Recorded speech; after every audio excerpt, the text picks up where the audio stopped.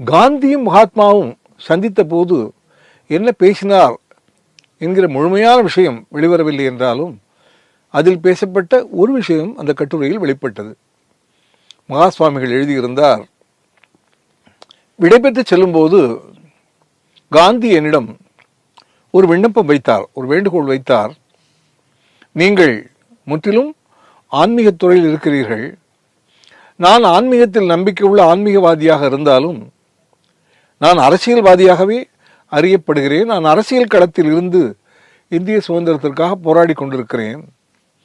ஆன்மீகத்தில் மட்டும் இருப்பவர்களுக்கு விரோதிகள் இருக்க வாய்ப்பில்லை. ஆனால் அரசியலிலும் நான் இருப்பதால் எனக்கு நிச்சயம் விரோதிகள் இருப்பார்கள். அப்படி யாராவது என்றாவது விரோதத்தின் காரணமாக என்னை கொன்றுவிட்டால் நான் மரணமடைகிற தருணத்திலும் கூட என்னை கொன்றவரை மன்னிக்கிற மனப்பக்குவம் எனக்கு ஏற்பட வேண்டும் என்று நீங்கள் வழிபடுகிற அம்பாளிடம் எனக்காக நீங்கள் பிரார்த்தனை செய்ய வேண்டும் என்று காந்தி கேட்டுக்கொண்டார் என்பதாக அந்த கட்டுரை ஒரு தகவலை கூறுகிறது.